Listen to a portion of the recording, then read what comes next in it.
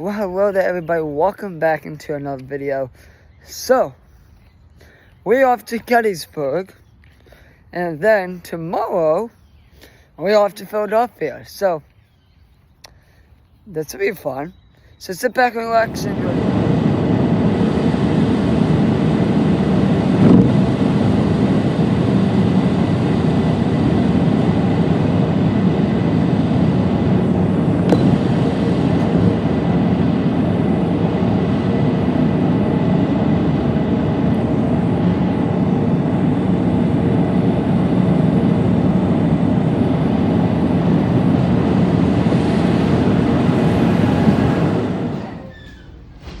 Okay.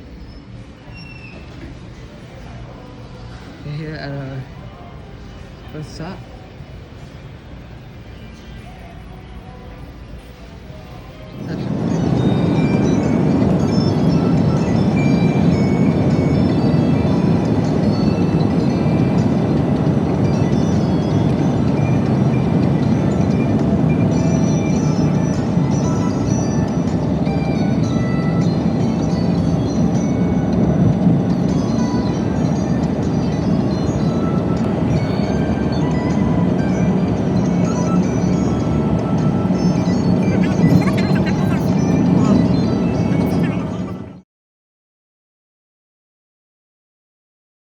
Here, on the other side of the road, there's a wrought iron fence. Behind that is the National Cemetery, started 4.5 months after the battle.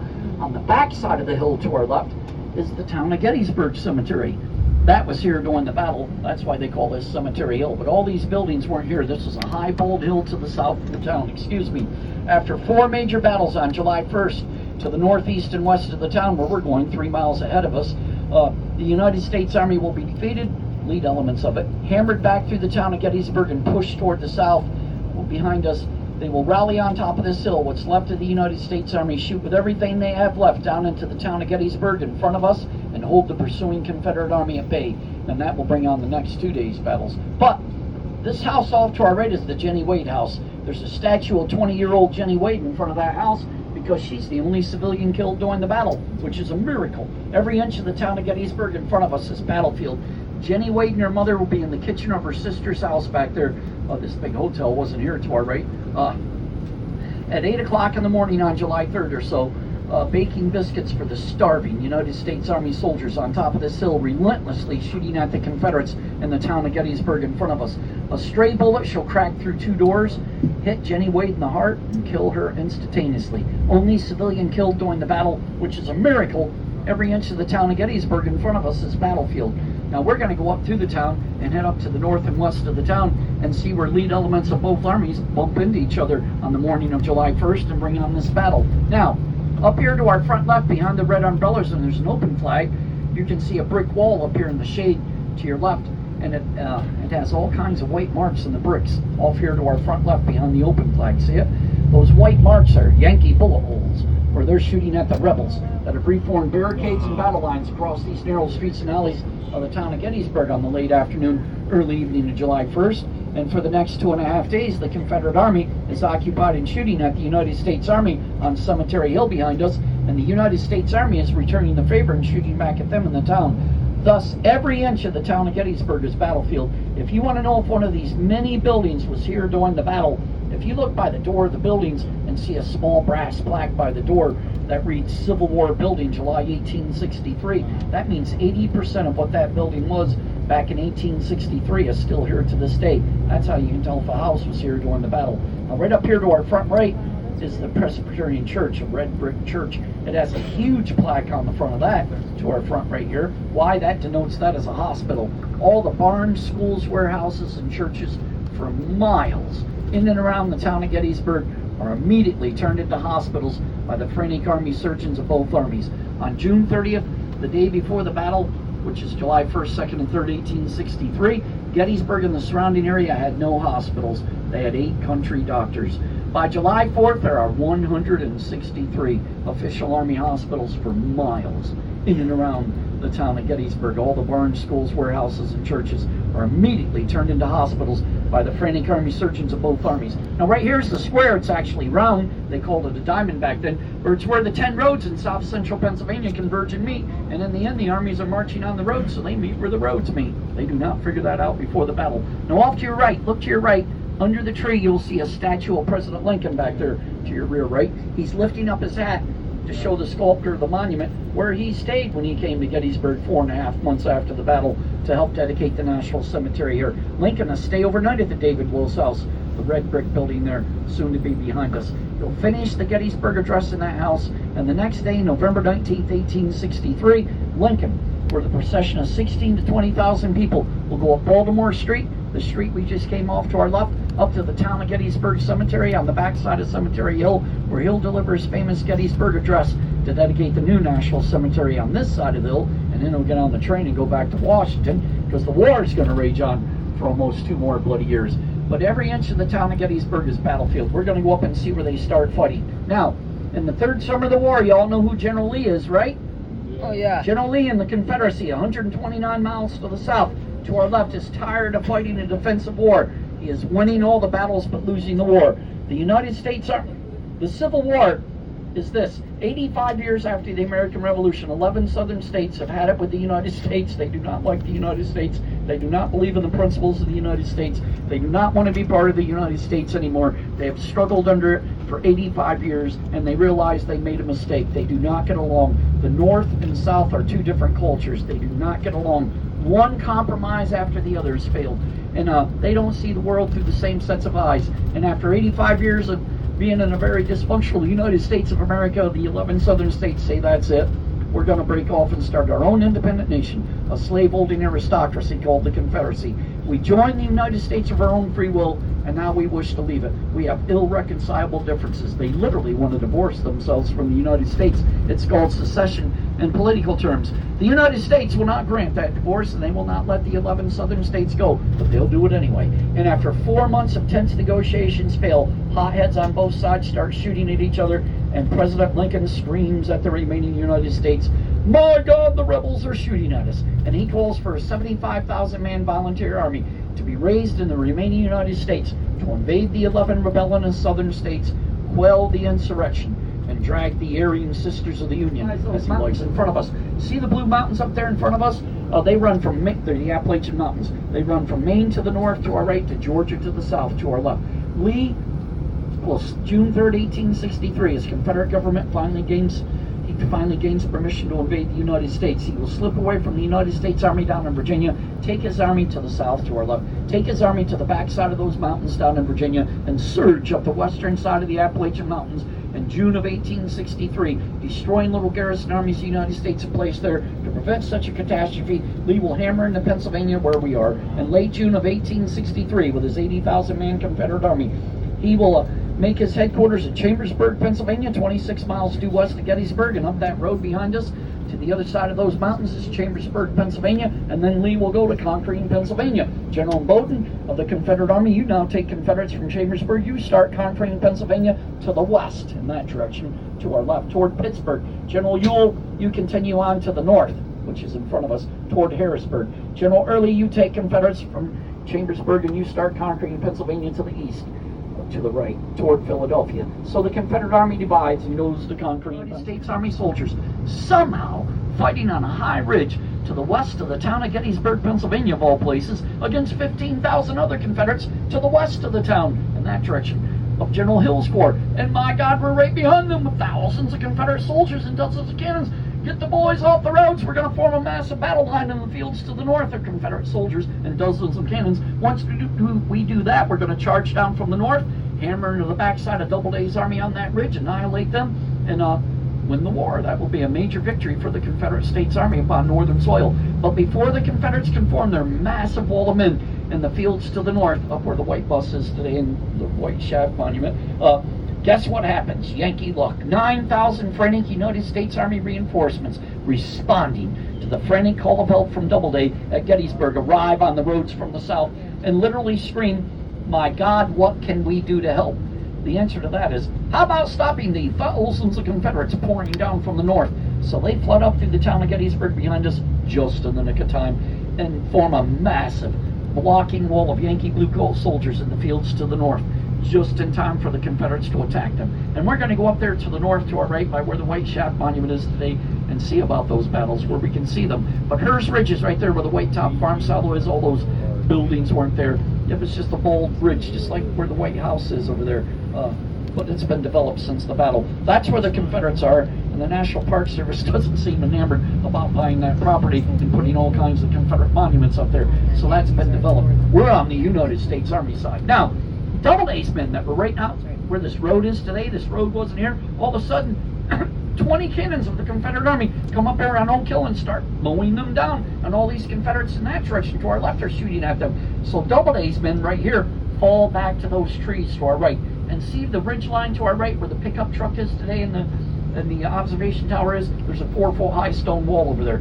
The Doubleday's men that were here will fall back to that 4-foot high stone wall over there where all the monuments are to our right in those trees for cover. In the meantime, the Confederates are trying to form a massive wall of Confederate soldiers. That's how they fight in the fields to the north of the town and up on Oak Hill to charge down across these fields to our right, destroy Doubleday's army and those trees to our right, win the war. That's a major victory for the Confederate States Army upon northern soil. Now, the big White Shaft Monument up here to our front right is the Internal Peace Light Memorial, put up in 1938 by the United States government. It has an eternal flame of peace flickering on top of it. The White Shaft is made of Alabama limestone. The base of the monument is made of Maine granite, north and south. When President Franklin Delano Roosevelt dedicates that monument, July 3rd, 1938, 75th anniversary of the Battle of Gettysburg, and two 94-year-old veterans of the blue and gray light that flame, there were well over 250,000 Americans in these fields watching them. More than what fought the Battle of Gettysburg, and 1,800 of them were Civil War veterans of the blue and gray, average age 94 years old.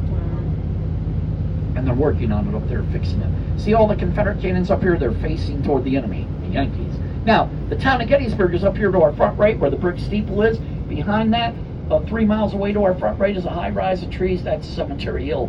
The Yankees are trying to save Cemetery Hill and stop the Confederates from gathering their army in the road up at Gettysburg and getting up on that hill. They've had 2 major battles on this ridge to our right and somehow held back the Confederates. But now there's another batch of Confederates pouring down on the roads on the backside of this hill and trying to form a massive wall of Confederate soldiers on top of this hill and down the left side of the Great Plain in front of us where the trees are along the edge of the fields to charge out across this Great Plain in front of us, destroy double the Confederate Army to reconsider their attack against Cemetery Hill at 8 o'clock in the evening on July 1st. Incredibly, the Confederates will stop their attack at 8 o'clock in the evening or so on July 1st against Cemetery Hill. Why? This is their reasoning. By 8 o'clock in the evening, our Confederate boys were exhausted, their soldiers.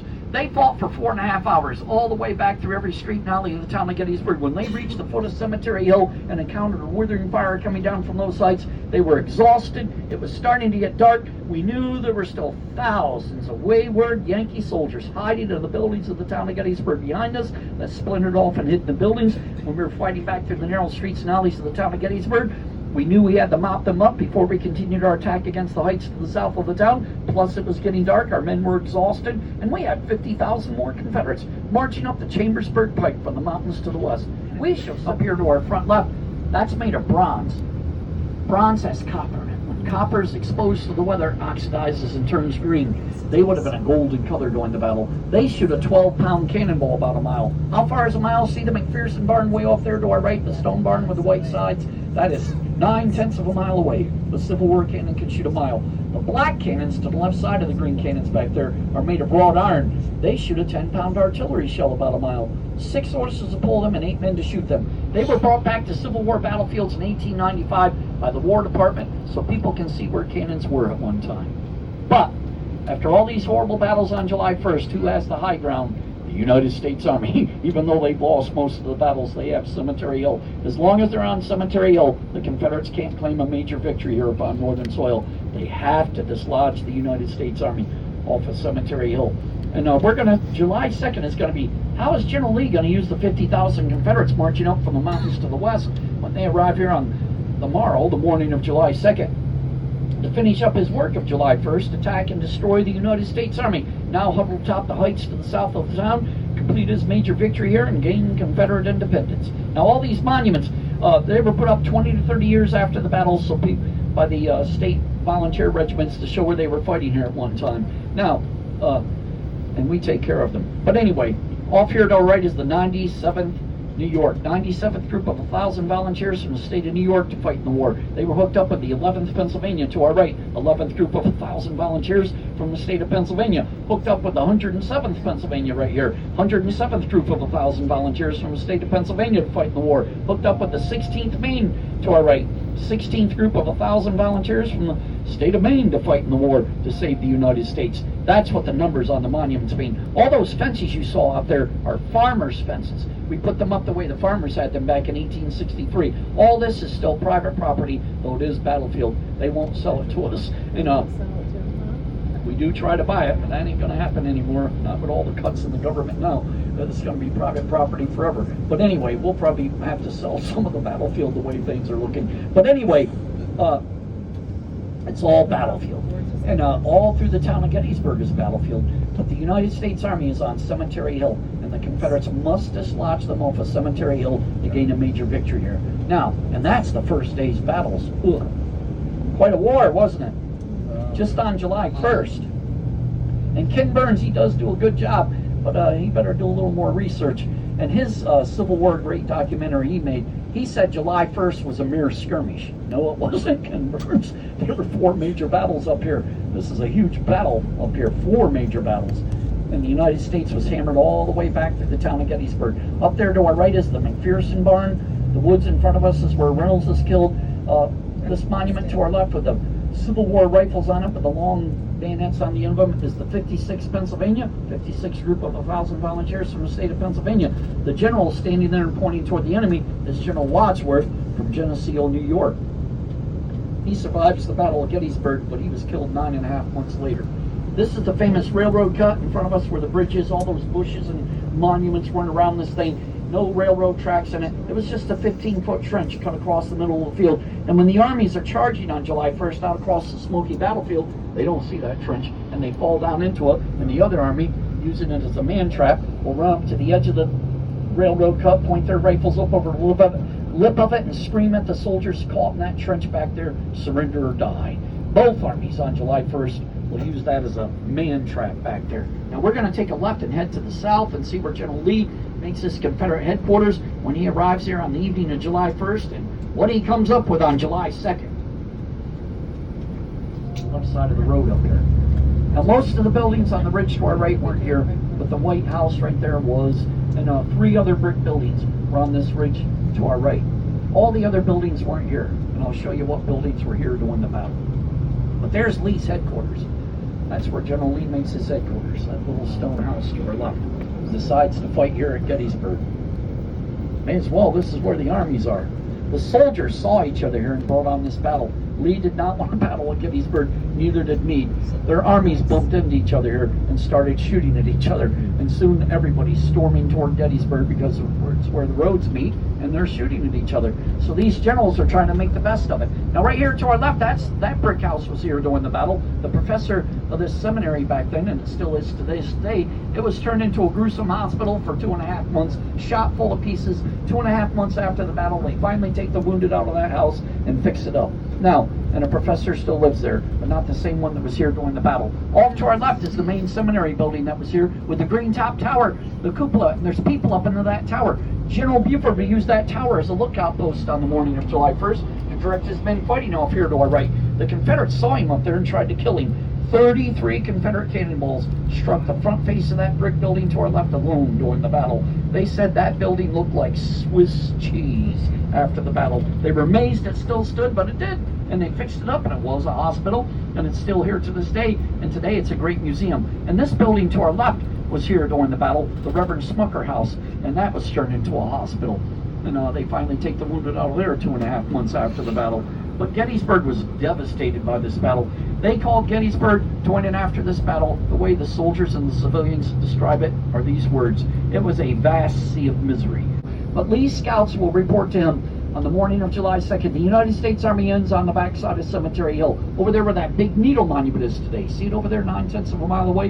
And they have a wall of Yankee blue coat soldiers ending around where that needle monument is, going to the left side of it, right up that hill there to our left as far as you can see. Through the trees to our rear left that weren't here, Cemetery Hill. And then they curve out of our line of sight around the Culp's Hill, 2 miles to our left, like a giant horseshoe-shaped wall of Yankee soldiers. The Confederate Army ends back there by where the Tennessee State Memorial is, and their wall of men, because they're facing the Yankees over there, go right up this ridge, curve through the town of Gettysburg, and around the foot of Culp's Hill. And we'll get back to that in a minute. But the next monument we're going to see up here to our front left is the Virginia State Memorial, put up in 1917 by the Commonwealth of Virginia. And on top of that is a statue of General Robert E. Lee on top of his favorite war horse, Traveler. The volunteer soldiers from Virginia are represented by the statues around the front face of the monument. That was put up by the Commonwealth of Virginia in 1917 because this is where General Lee was on July 3rd in what we call Pickett's Charge. On July 3rd, this is the center of the Confederate Army. The center of the United States Army is up there to the south because of Bobby Lee, as he calls General Lee, takes Washington City. He wins the war. In the middle of June, Lincoln's going to figure out that Bobby Lee is not after Washington City. He's after Pennsylvania, Ohio, New York, and New Jersey. And he will tell his last effective United States Army to swing like a giant blue gate on a 40-mile front up through the state of Maryland to the south. You must protect Baltimore City and Washington City to the south, because if Bobby Lee takes either one of those cities, fetches those cities as he says, he wins the war. But you have a dual purpose. You must swing like a giant blue gate up through the state of Maryland to the south, smash into Pennsylvania, draw Bobby Lee's army out in the open and destroy it upon northern soil. And that brings on the Battle of Gettysburg.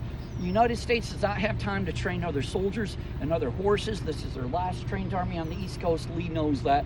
Lee is telling his generals at Gettysburg, do you realize if we destroy this last effective United States Army here on the East Coast at Gettysburg, gentlemen, there is no one to stop we Confederates from taking Pittsburgh out on that. Whether Sickles was right about that. But you'll see beaver ponds up here to our left. They weren't here during the battle. Like I said 3 or 4 years ago, beavers came to Gettysburg and dammed up a little bitty trickle of water here and made all these ponds out here that weren't here during the battle. Now, off to our left is Little Round Top, Sickles. He's supposed to get his army up there where he can see anything the Confederates do and run a row of soldiers for a mile up the left side of that hill, up Cemetery Ridge. And the Confederates, if they charge out across these fields, he can ambush them and mow them down. I thought I saw a beaver up here by the dam to our left. There's a beaver out there. Oh, he dove under. Oh, darn it. There was a beaver out there. We missed him. Darn it. I saw him, though. You got to know what you're looking at. He was out there. Normally, they don't come out until 5 or 6 o'clock, but they were out there right now working on that dam. But right here to our left, the Sickles was told to take the high ground to the south of the town, Little Round Top. Where does he go? He goes to Devil's Den. Where is Devil's Den? To our right, this grassy, rocky knoll is Devil's Den. Sickles swore that Devil's Den to our right was the highest ground to the south of the town of Gettysburg till the day he died. Now look at the Round Tops to your left, look at Devil's Den to your right. Which is higher? The Round Tops.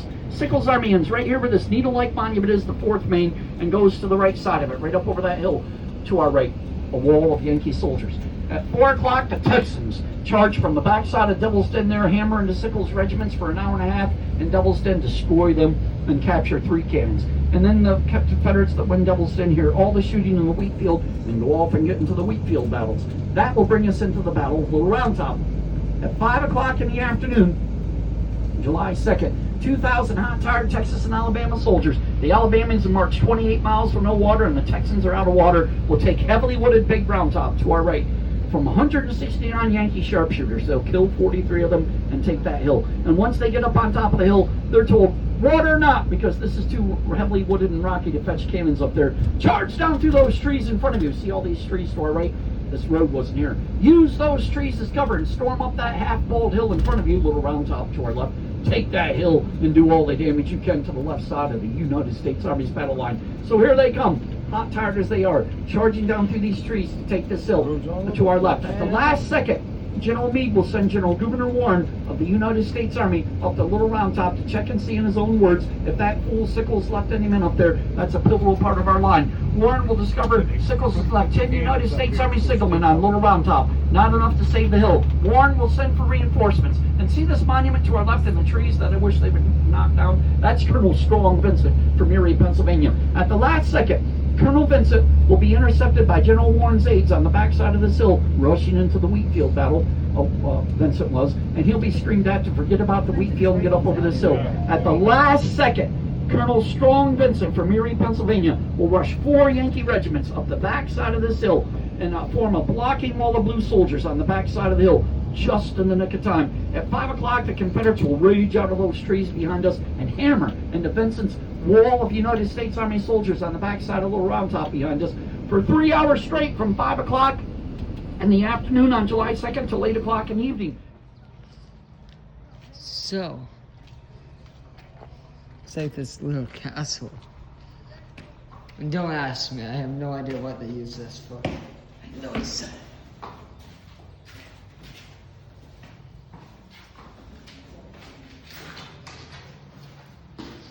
Let's take a look here first.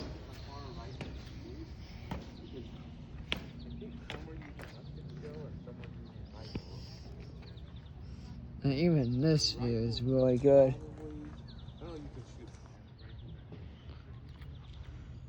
This is times 6. There's another thing over there that I want to go check out if we can.